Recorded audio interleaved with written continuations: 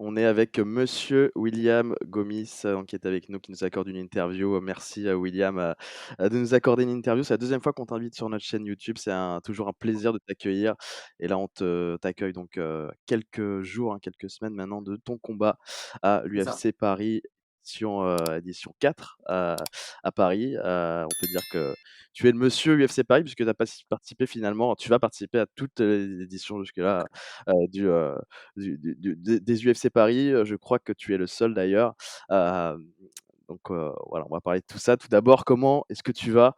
Qu'est-ce que tu nous racontes là, quelques jours, de ce combat du 6 septembre à l'Accor Arena? Bah, écoute, salut et merci pour l'accueil. Bah, écoute, ça va très bien. Ça va très, très bien de mon côté. Je m'entraîne, super bien maintenant avec Nicolas Haute. Voilà, ça se passe super bien. Je l'ai rencontré en Thaïlande et on a sympathisé là-bas. Je recherchais, un coach, en France, parce que l'échéance était, rapide. Elle arrivait, elle était proche et voilà, je suis tombé dessus comme ça par hasard et ça s'est fait tout seul. Ouais, Donc donc top, heu, là, c'est donc c'est tout s donc tout se passe bien.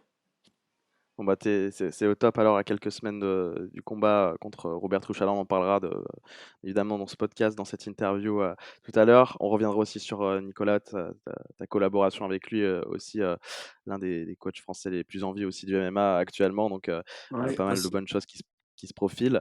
Je voulais revenir un petit peu, dans ton parcours, UFC, repartir un petit peu de l'année dernière. On t'avait eu en interview juste avant l'UFC 301, au Brésil. Ouais, Combat voilà, qui avait été avorté de ton côté suite à des soucis de santé, notamment lors du cutting. On garde forcément des images de toi assez terrifiantes, à cette période-là. Après coup, bon, tu avais pris aussi la parole, hein, dans des interviews, tu avais eu des mots forts comme je crois que tu avais dit que tu avais vu des choses, vraiment, terrifiantes, que tu t'étais vraiment senti, tu avais vu, je crois, la mort très, très, très proche, enfin des voilà, c'était ouais, extrêmement compliqué. Il y a eu beaucoup de réactions aussi à l'époque, par rapport, bah, c'était je crois sur des raisons de déshydratation extrême à ce moment-là. Hem, Plus tard, bon, tu avais expliqué, ce qui t'était arrivé. Est-ce que tu peux revenir un petit peu, réexpliquer, un peu comment ça s'est passé, pour mettre les choses au clair et en savoir davantage? bah, écoute, c'était un enchaînement de mauvaises choses. Déjà le fait que j'étais malade, sur place j'étais tombé malade donc tourista, dit déshydratation aussi, directement. Donc voilà, de cette façon-là, j'avais déjà perdu du poids. Heu, Faut rajouter à ça que j'ai un traitement parce que j'ai une maladie, donc j'ai un traitement qui joue, un peu, nerveusement. Donc heu ça a aggravé les choses, ça a empiré le cutting.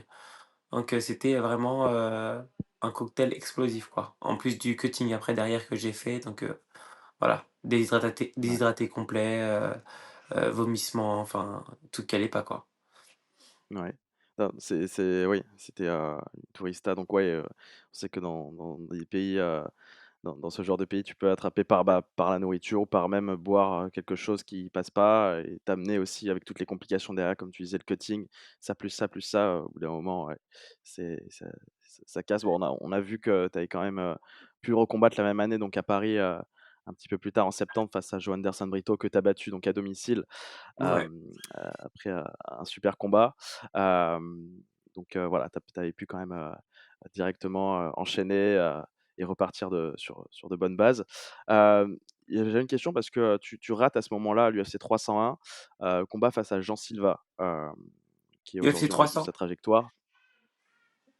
Pardon? Ouais, c'est ça, UFC Oui, 301. J'ai 301. visité 301, ouais, c'est ça. Donc je le loupe. Bon après ça devait se passer comme ça s'est passé comme ça. Derrière, on a fait une belle victoire à Paris. Donc voilà, ce qui s'est passé, est arrivé. Donc maintenant je vois la suite. Je vois la suite plutôt très clairement. Faut que je prouve vraiment que j'ai ma place, dans le haut du panier et qu'on y aille, quoi. Qu'on y aille. Je voulais te parler de Jean Silva, bah, l'adversaire que tu devais affronter justement à l'UFC 301.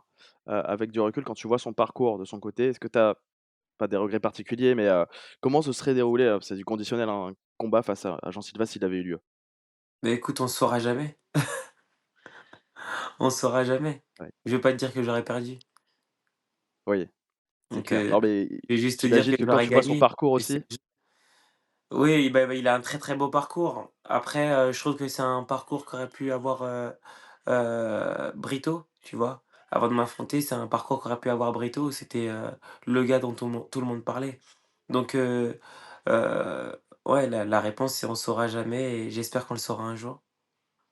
Oui, c'est ce que je vais te dire, c'est ce que la question que je vais te poser, c'est que, Ah, j'imagine que ça donne encore plus envie de l'affronter, au vu du parcours qu'il a fait derrière. Enfin, qu'il est en train de faire aussi, bah, c'est aussi. pas que ça me donne plus envie de l'affronter, c'est que ça m'apporterait plus. Ça m'apporterait plus, après, affronter lui ou un autre tant que je monte, c'est ce qui m'intéresse, quoi. Ouais, c'est tu es dans cette perspective-là. Hem, je voulais revenir aussi du coup, donc sur ton combat de cette année que tu as eu, en 2025 contre Ryder Hamil. Après 3 années invaincu, à l'UFC, tu as enregistré donc ta première défaite dans la Big League après un combat extrêmement disputé. On le rappelle, c'est une décision partagée.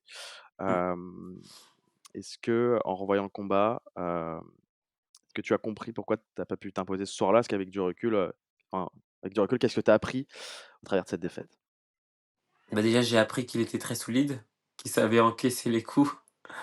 Maintenant après, le travail, ça a été, le cardio beaucoup, qui m'avait jamais manqué avant et là, pourtant, j'ai pêché là-dessus.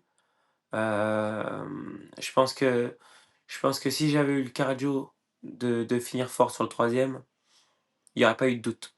Voilà, il y aurait pas eu de doute, il y aurait pas eu, Ouais, il y aurait pas eu de complications. Certains disaient: «Ouais, décision maison», mais oui, mais c'est le jeu, c'est comme ça, c'est le MMA. Maintenant, j'aurais dû prouver dans le dernier et j'avais plus assez de jus, donc il y a eu un gros travail au niveau du cardio. Tous les entraîneurs ont fait pression et aussi techniquement. Techniquement, il y avait des choses à ajouter, même si, j'étais très fier de ce combat.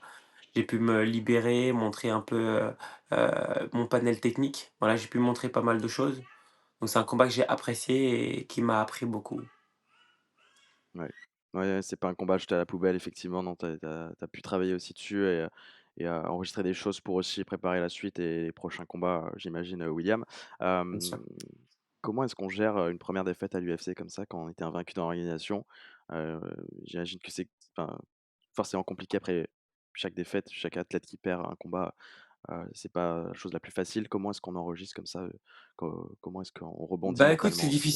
c'est difficile au départ. Ensuite, bah, tu remets les pieds sur terre et tu te dis: «Écoute, j'ai travaillé pour en arriver là, je vais travailler encore pour arriver plus haut», c'est tout, hein.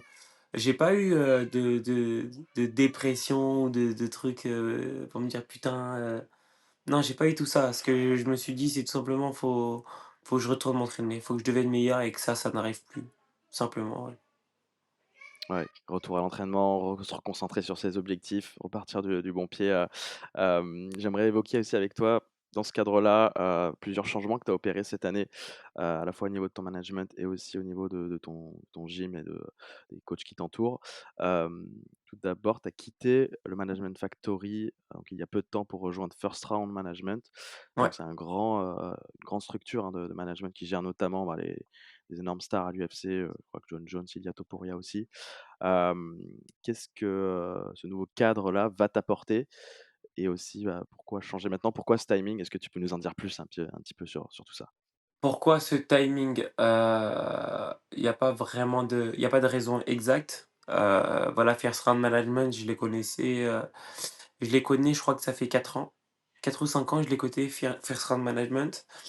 Je les avais déjà visités à l'époque voilà, j'ai fini mon contrat, à la Factory et heu et voilà, j'avais besoin d'une nouvelle suite, on va dire, de changements.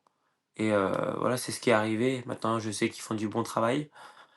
J'ai mis, on a fait de belles clauses, des clauses qui m'intéressaient, qui les intéressaient et voilà, on part de plus belle, hein. Oui, donc nouveau cadre, pour toi. C'est ça. J'imagine que ouais, j'imagine que tu as fait le choix aussi d'une grande structure, avec de l'expérience, avec des athlètes au plus haut niveau, pour Bien aussi te sûr, fallait qu'ils propulser dans sachent cette gérer, direction-là. c'est ça, fallait qu'ils sachent aussi gérer avec l'UFC, qu'ils aient, l'expérience. En plus, ils ont l'expérience de plusieurs, champions, donc c'était intéressant. En plus, un champion aussi de ma catégorie. Donc ils ont montré qu'ils savaient y faire, quoi, aussi. Ouais.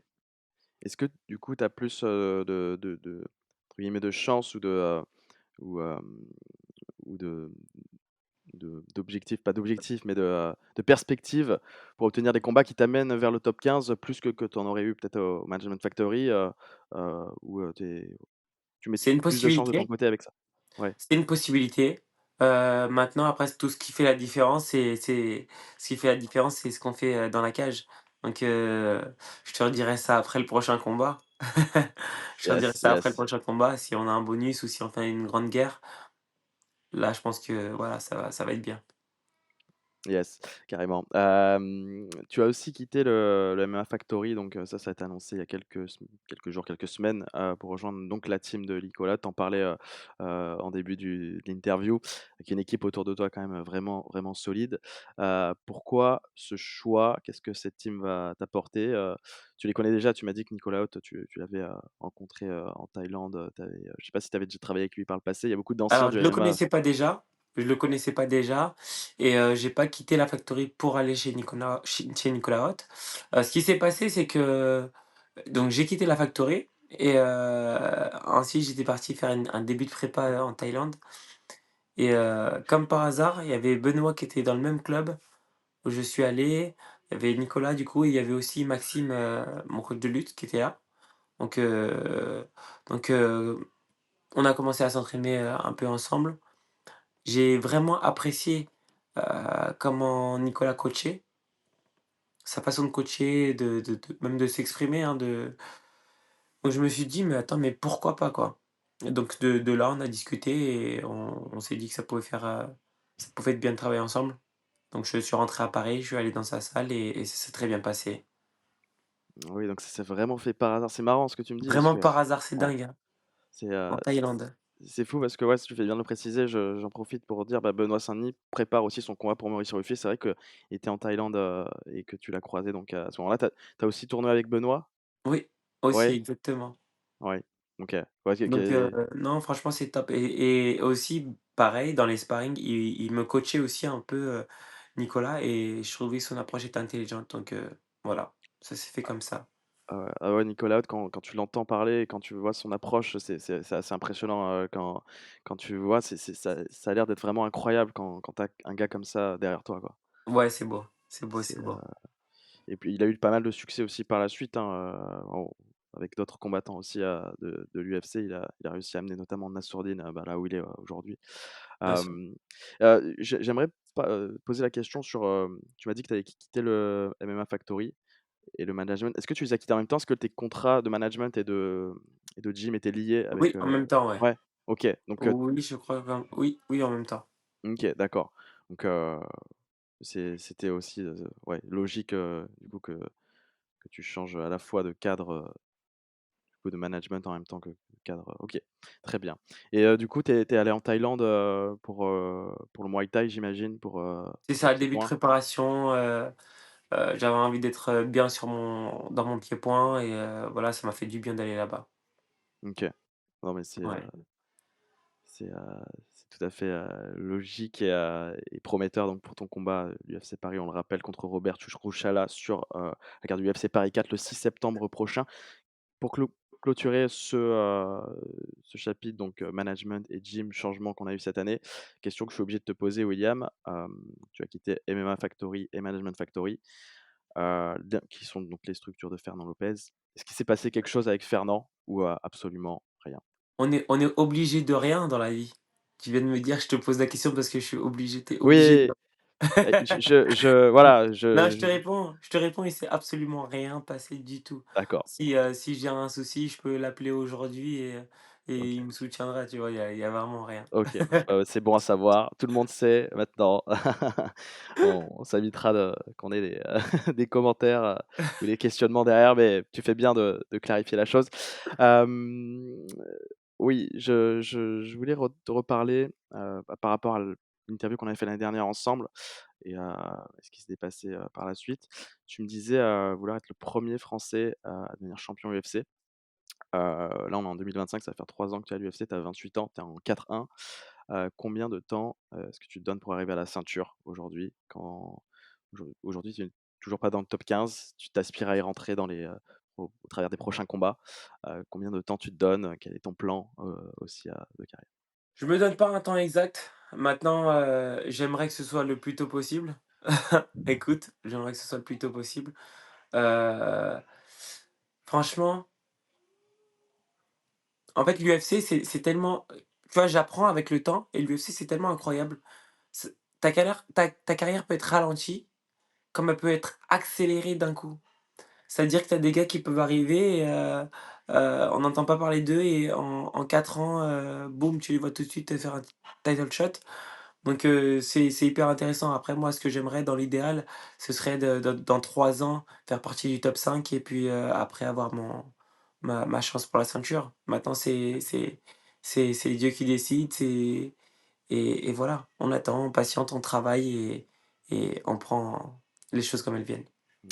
C'est les performances aussi qui vont parler, qui vont aussi te C'est ça, t'amener à c'est tout ça. On peut t'accélérer comme on peut te ralentir. Tout dépend de toi. Faut faire le ouais, boulot comme il faut. ouais, ouais, c'est clair. Non, mais c'est vrai que tu as raison d'en parler avec l'UFC, il y a pas de vérité en fait à l'UFC, Il y a pas tu de peux vérité. ouais. Mmh. Et c'est intéressant d'en parler. Je rebondis, et je fais la passerelle sur ton combat donc, l'UFC Paris 4, combat contre Robert Ruchala, donc un combattant polonais, qui fait ses débuts à l'UFC, son premier combat à l'UFC, ancien champion intérimaire du KSW. J'aimerais te poser la question, pourquoi ce combat? Puis tu m'expliquais, bah, ton choix et celui de ton management aussi, d'accepter un combat face à un newcomer, alors que toi tu as déjà 5 combats à l'UFC. Est-ce que tu peux m'expliquer ce qui t'a motivé à prendre ce combat? Il y a pas de motivation, par rapport au fait de monter. Là, c'est plus la motivation de prouver à l'UFC ma valeur. Faut toujours continuer de prouver, notre valeur, voilà. En plus, je suis sur une défaite. Mon dernier combat, c'était une défaite, faut pas oublier. Donc montrer que c'était une erreur de parcours et heu et continuer d'avancer. Maintenant, c'est un bon adversaire, je le prends pas à la légère et je pense qu'il va me permettre de faire un très, très beau combat à Paris. Ouais, en tout cas, on espère, ouais, un beau combat. Il y a sur le papier, tous les ingrédients pour voir un joli combat donc chez les moins de 66 kilos. On rappelle Robert Touchalla, sa seule défaite, c'est face à Saladin Parnasse, au KSW. Est-ce que ça tu passé un petit coup de fil à Salah avant de préparer le combat ou Non, pas pas du tout? encore, mais Non? ça peut Non? arriver. Ah ouais? Ouais, ouais, ouais. Non et c'est vrai que c'est sa seule défaite, donc c'est face à Saladin, au KSW. Pour ta prépa, du coup, tu l'as coupé comment? Vu que tu as rencontré, du coup, Nicolas Haute au milieu de ta prépa? Si j'ai bien compris? Non, non, j'ai Non? commencé ma prépa, ça en fait, c'était, une pré-prépa, tu vois? C'était juste histoire de me remettre bien en forme et ensuite, je comptais bouger, aux États-Unis pour m'entraîner, mais comme je suis tombé sur lui, là, je suis resté et je suis rentré, on a commencé la prépa directement. OK. Donc 100 de ta prépa, tu l'as fait avec la team Hot, Ouais, à Paris exactement. et avec qui tu t'es entraîné, à cette occasion, pour préparer le combat et comment est-ce que tu as axé aussi ta prépa pour Ruchala? Avec un peu tout le monde, je vais pas te dire sur quoi était axée la prépa. Bien sûr. On sait jamais une Ouais, traduction et puis boum, il sait exactement ce que je vais faire. ouais, Je me suis entraîné avec un peu tout le monde, pas te mentir. J'ai fait des beaux sparring. ouais. Heu, Il y a du beau monde, hein, là où tu es. il y a du beau monde, donc voilà, ça m'a fait du bien. Cette prépa me fait vraiment du bien Ouais, et voir de nouvelles choses aussi, une nouvelle manière de voir les choses, qui me va en plus de ça. Hem Et puis avec mon oncle Greg aussi qui me donne des précisions sur tout ce que je fais. Issa aussi Sama qui m'aide beaucoup dans la prépa avec, mon anglaise et heu et voilà, et Maxime François, enfin Maxime depuis le début, voilà qui m'aide aussi beaucoup en lutte. Donc non, non, c'est très intéressant. C'est très, ouais. très intéressant tout ce que je fais, donc je pense que ça va donner une belle chose. Tu nous prépares quelque chose de sympa, tu mets toutes les chances de ton côté en tout cas pour, repartir avec, des victoires. Tu as tourné avec un peu tout le monde. Est-ce qu'il y en a qui t'ont impressionné, chez la team Hot, des sparring partners avec qui tu as tourné? Tu t'es dit: «Ah ouais, c'est vraiment, très, très fort, c'est pas mal». Heu, oui, bien sûr. Après ils sont tous forts. Ce qui est marrant, c'est que, heu ce qui est fou, c'est qu'ils ont un style en général basique, mais des basiques, hyper solides. Du coup, ils sont tous bons partout. Après, il y a pas mal de personnes que je connaissais déjà, donc je peux pas te dire Mmh, que j'ai été choqué. Bah, il y a les frères Younoussov, tu vois? Enfin,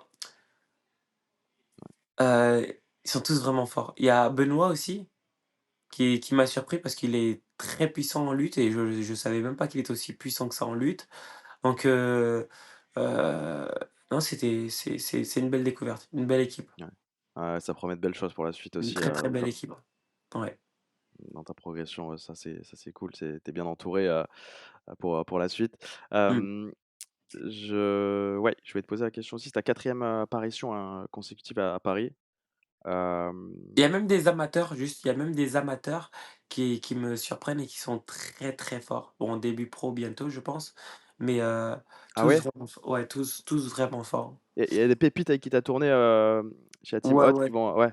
ouais, je vais pas en dire trop, mais je pense que Ah ça va ouais? arriver. Tu veux pas en Ouais. dire trop? OK, bon, ça sera l'occasion de faire une autre interview, J'ai pas en envie de leur porter l'œil, tu sais, quand on dit: ouais, «Ah, il y a une pépite qui arrive, machin». Non, je ouais, laisse faire tranquillement et ils seront très, très forts. D'ailleurs, un de mes sparring aussi que j'apprécie bien et je pense il va être bon. Et donc tu me disais, pardon?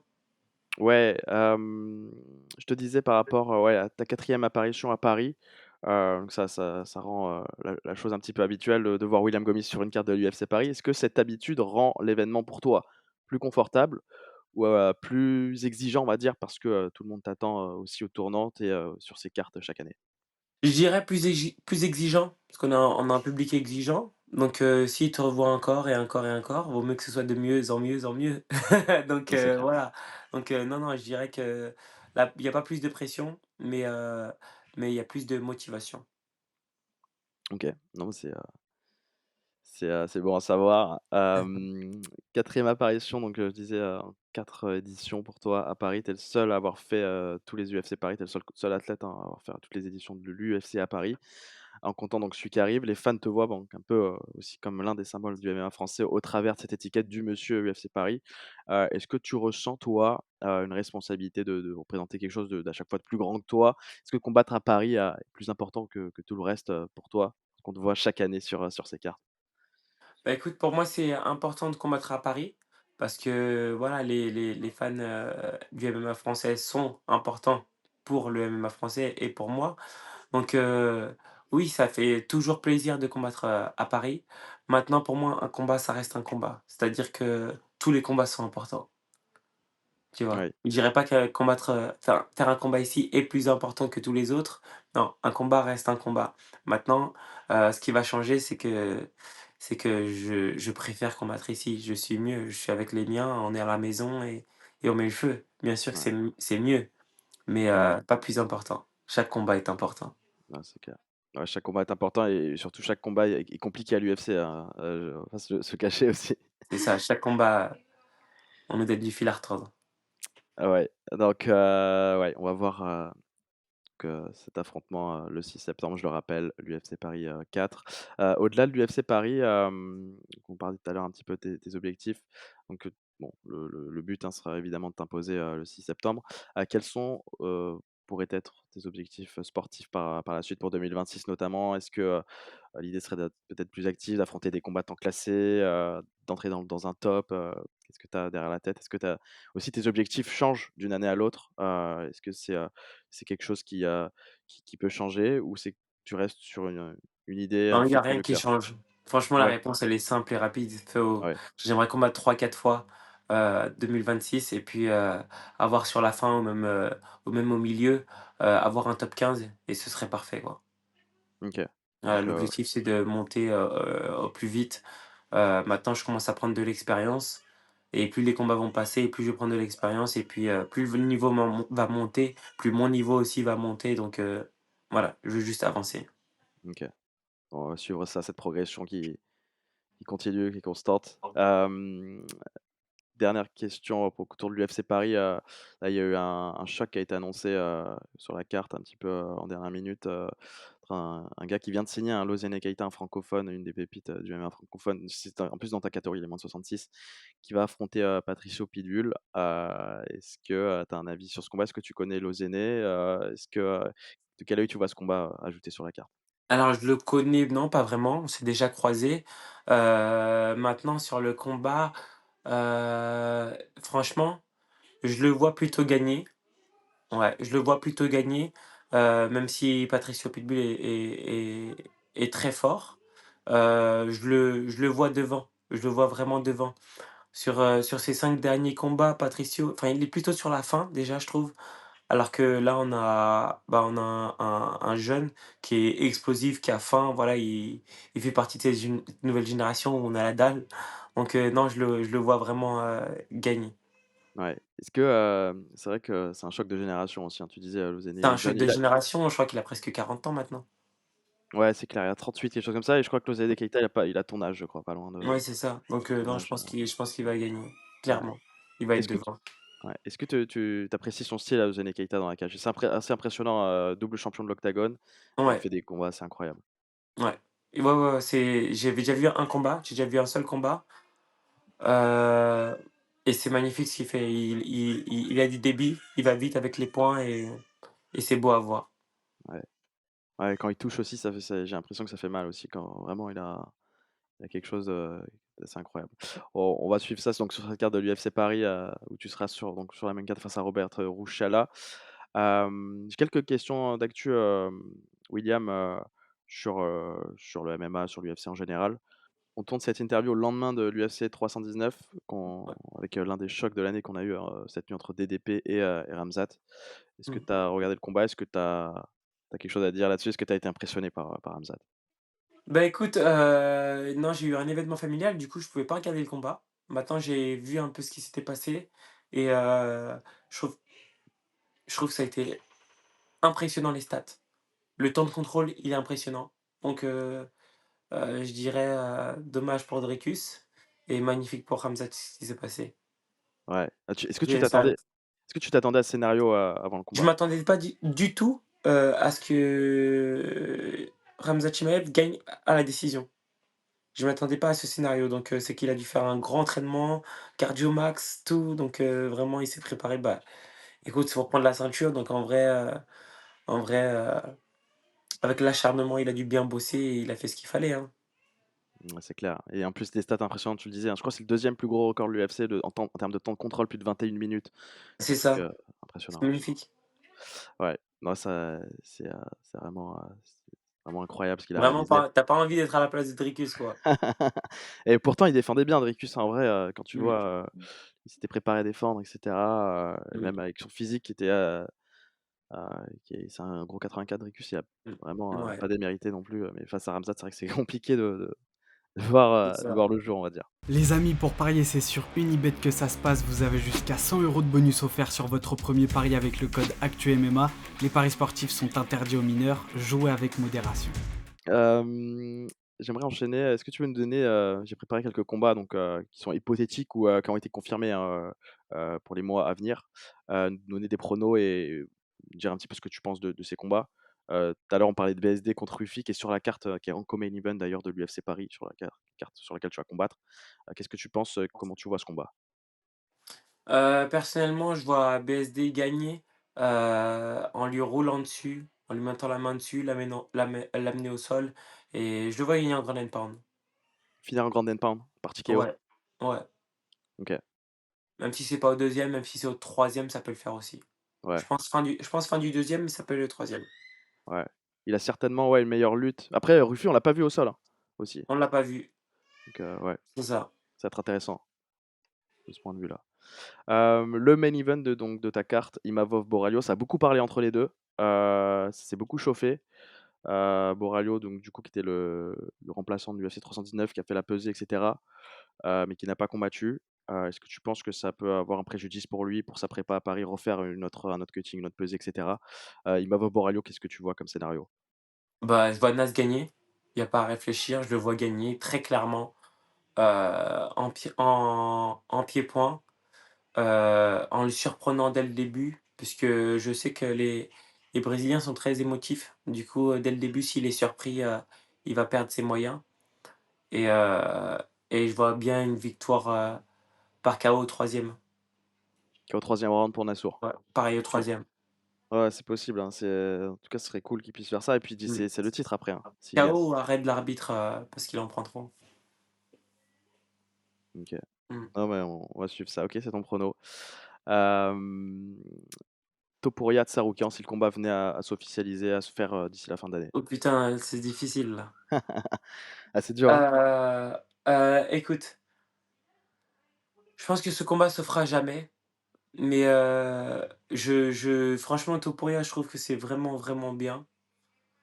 Que mon management ne voit pas ça parce qu'on a le même management, mais je le vois pas gagner face à Tsarukyan parce que je sais pas, il y a un truc chez ce gars-là que pas beaucoup de personnes captent, mais il est très, très talentueux, il est fort partout et je pense qu'il a un gros mental parce que il a été remis en doute à cause de sa blessure au dos, mais je pense que ce gars-là a un gros mental et qu'il pourrait gagner contre Topuria. OK, ouais, c'est clair. Moi, pour moi, je suis d'accord avec toi, l'un des seuls qui peut faire tomber Topuria chez les 70, c'est vraiment Tsarukyan. Ouais, je C'est, pense aussi. c'est vrai que ça va être, très intéressant, à suivre et tu penses que ce combat se fera jamais? Non, Parce qu'ils vont donner qui à Topuria, tu penses? je sais pas, mais si c'est pas le champion, Ouais, ouais, ouais, ça à suivre. Il avait fait le ouais, face-off avec Pinkblade, tu penses qu'il peut lui donner Pinkblade ou pas? non, non plus. Non? On va voir. En tous les Il a cas, plus le temps il a plus le temps pour ça. Il a plus le temps ouais, pour ça, ce gars-là. Il est passé à un autre niveau. ouais, ouais. Non, mais lui, il veut Makhachev aussi chez Oui, il veut Makhachev, après il veut un combat d'anglaise. ouais. On a compris le parcours à la Conor, tu vois? Ah, c'est vrai qu'il y a pas mal, plus de similitudes et tout, donc ouais, ouais, ça va être intéressant à suivre. Il est aussi, très jeune, C'est il a très encore intéressant. yes, OK, combat qui a été confirmé, hein, pour, notre Français Cyril Gane, 3e, tentative, d'aller chercher un titre, chez les poids lourds qui affrontera donc Tom Aspinall à l'UFC 321 à Abu Dhabi fin octobre. Qu'est-ce que tu vois, Mmh. toi, comme scénario pour ce combat? Franchement, je vois Aspinall vouloir lutter. Cyril avec des grosses défenses qui travaille, à mort depuis, un long moment, je l'ai vu faire. Donc je pense que grosse défense de takedown, son pied-point est au-dessus de celui de Thomas Aspinall. Franchement, je le vois vraiment, gagner. Je le vois vraiment gagner. Heu, donc je pense que ça va être beau. J'attends ça. Ah ouais, moi aussi je me dis qu'il y a un Ouais, je monde pense que ça va être pour beau. Cyril. Je pense que ça va être beau. Je pense que Tom va rien lâcher. Je pense que là, le combat ira à la décision, mais je vois une belle victoire. Ouais, OK. Non, non, mais on l'espère. On a vu faire des 5x5 Cyril, et que même sur la durée, c'est ça Il tient. Aspinall. Sur Aspinall, on a une inconnue là-dessus aussi. Ouais, Donc exactement. Mais je le vois pas terminer, le combat dès le début. OK. Ouais, ça va être intéressant. Écoute, à voir. On croise les doigts pour, évidemment Cyril, il deviendrait donc, le Bien premier sûr, champion français à bien sûr, l'UFC, en cas de exactement. succès. Il y a un combat qui a été annoncé au PFL, main event du PFL Nantes, en septembre. Un combat franco-français, Abdouragimov contre Kevin Jousset, l'ancien de l'UFC, chez Ah 77. oui, j'ai vu ça, ouais. Qu'est-ce que tu penses de J'ai tout vu ça? j'ai vu ça, je sais pas, c'est pas le genre de combat que j'aurais voulu voir moi, tu vois? Ah ouais? Ouais, j'aurais pas voulu voir, c'est deux bons gars. Je sais pas, je suis pas fan des combats franco-français, tu Ouais, vois? Je ouais, sais pas ouais. pourquoi, je suis pas fan. Maintenant, ça va être un beau combat quand même, hein. Ça va être un beau combat. Je pourrais pas me prononcer sur ce combat. Ouais, c'est, Ouais, je pourrais pas me prononcer vraiment les 2, je leur souhaite, un beau combat. ouais, on va voir, on va se régaler. Moi, je suis hypé pour ce combat. Toi, tu es pas trop hypé par les combats franco-français? Non, pas Mais, trop. après, il y a les 2 discours. Il y a ceux qui disent, c'est bon pour la santé du MMA français de voir 2 combattants, s'affronter au plus haut niveau. Et il y en a d'autres qui disent, bah, ouais, c'est relou quand même parce que, Bah, on aimerait souvent, bien c'est ceux voir. qui c'est ceux qui combattent pas qui veulent voir ça. Ceux qui OK. combattent, ils en ont rien à foutre de combattre un Français. Oui, oui, c'est clair. C'est que ceux qui combattent pas qui disent qu'ils veulent voir les 2 Français s'affronter. Yes, carrément. Hem, un autre combat qui a pas été confirmé, mais bon, il y a eu des rumeurs et c'est plutôt insistant, chez 77, Della Maddalena contre Makhachev. Qu'est-ce que tu vois, toi, comme, scénario pour ce combat? Ah franchement, je vois Islam qui est gagné, hein. Islam Makhachev, je le vois gagner, je te mens pas. Je le vois gagner, maintenant Della Maddalena, faut pas qu'il traîne en pied-point quand même. Faut pas trop traîner en pied-point, mais je le vois vraiment dominer avec des takedowns, assez puissants. et heu et gagner le combat sur la fin. OK. Ouais. Ouais, ouais, on va voir, hein, ce sera son premier combat chez 77 à Makhachev, Mmh, possiblement en novembre, donc à suivre, combat très intéressant. Toi, mmh. tu penches donc en faveur de Makhachev. Ouais. Combat qui a été annoncé sera de prochain d'ailleurs pay-per-view UFC 320, revanche entre Ankalaev et Alex Pereira. Est-ce que tu vois Alex Pereira récupérer son titre face au Douglas cette année?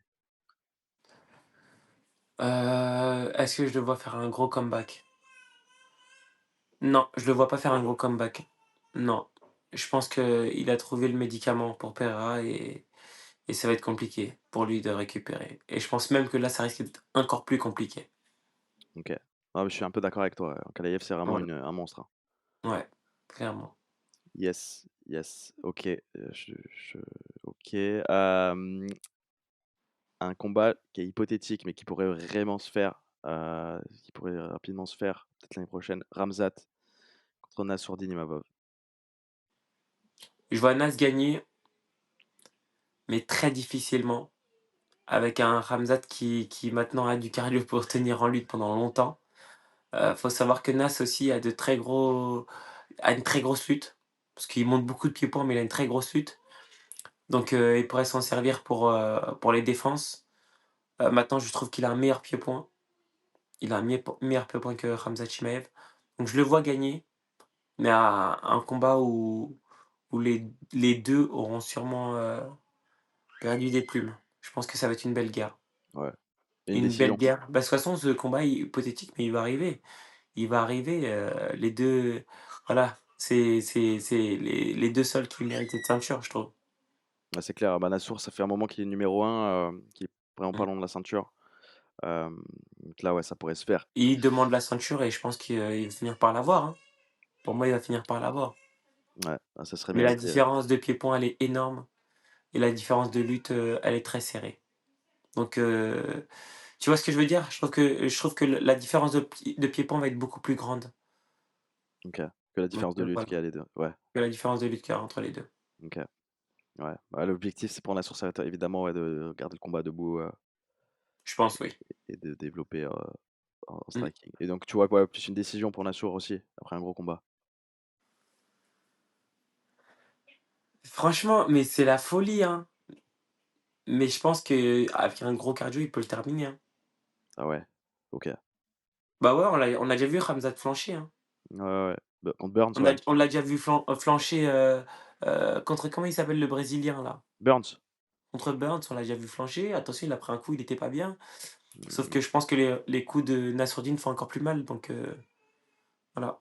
ouais, ah, c'est vrai que ça va être intéressant. Mmh. Après, ouais, après, Ramzat, il nous a montré aussi que c'est vrai que son cardio était beaucoup décrié et cetera, et là, il nous a montré qu'il y a vraiment le cardio, C'est et ça, que après là, c'était un cardio de lutte qu'il a utilisé pour le ouais, coup et je pense que le cardio lutte, c'est pas pareil que le cardio pied-point. C'est quand tu l'amènes à faire un peu plus de pied-point que là, il commence à pêcher donc c'est pour ça que je te dis que ça va être un combat intéressant. yes, hâte de voir ça. En tout cas, ce serait mérité pour Nassour, mais il doit d'abord battre Caio Borralho à l'UFC Paris, numéro 4, donc qui sera sur le 6 septembre prochain.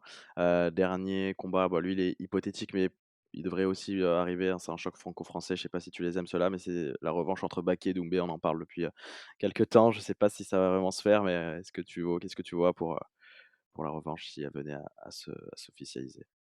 Il y a une revanche qui a été, Bah, Baki en parlait, mais elle est c'est hypothétique, hein. ah OK, OK, OK. C'est pas J'ai vu qu'il y confirmé. avait une revanche, je l'ai pas vu passer. Bah, franchement, je pense que, je pense que Baki a trouvé la solution. Je pense que Baki a trouvé la solution. Donc je vois une victoire de Baki. Maintenant, à quoi? Je sais pas. Comment? Je ne Mmh, sais pas. Je pense une décision. Ouais, je mmh. pense une décision. OK. Non, non, mais Ouais. c'est vrai que Ouais, je pense que Baki par décision.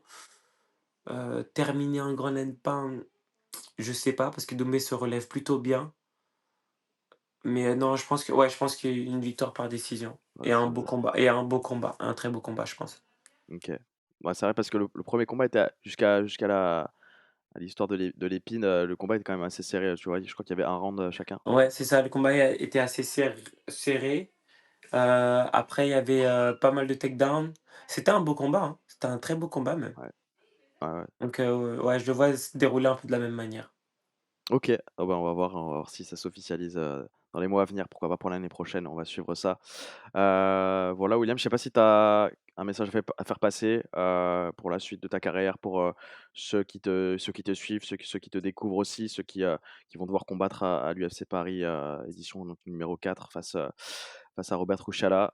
Si tu as un mot à dire, je te Bah, laisse. écoute, tout simplement à dire merci du soutien que je reçois. Je reçois beaucoup de force et ça fait plaisir. Maintenant tout ce que je peux dire, c'est que je travaille beaucoup. Je m'entraîne énormément, pour me faire des belles performances et que voilà, pour que les gens en aient pour leur argent et qu'on mette le feu à Paris. Donc suivez à fond, ça va bien se passer. Mettre le feu à Paris, on va retenir ces mots, William. Merci pour cette, belle conclusion. Les gars, n'hésitez pas à suivre, hein, William Gomis, sur les réseaux sociaux. On va mettre le lien de son Instagram, dans, la barre, de YouTube. N'hésitez pas à nous suivre également, ça fait toujours plaisir de mettre un pouce bleu, commenter. N'hésitez pas aussi à dire, votre avis, donner votre avis sur la carte de l'UFC Paris, 4. Qu'est-ce que tu penses toi d'ailleurs, William, de cette carte de l'UFC Paris 4 quand tu regardes sa globalité? C'est une très belle carte. Franchement, c'est une très, très belle carte. Il y Ouais. a Nassourdine qui devait, peut-être combattre pour la ceinture. Là, il est là à Paris, BSD qui revient, en folie. Non, je pense que ça va être une très, très belle carte avec de Yes. beaux combats. Yes, bah, on sera là dans tous les cas pour cette carte de l'UFC Paris. Voilà, n'hésitez pas à commenter, à liker, ça fait toujours plaisir. On va suivre aussi William Gomis et le soutenir. On te donne toute notre force aussi William pour ton combat Merci. à l'UFC Paris. On se retrouve là-bas. Salut à tous, on se retrouve très vite sur Actu MMA pour de nouveaux contenus. Ciao, ciao.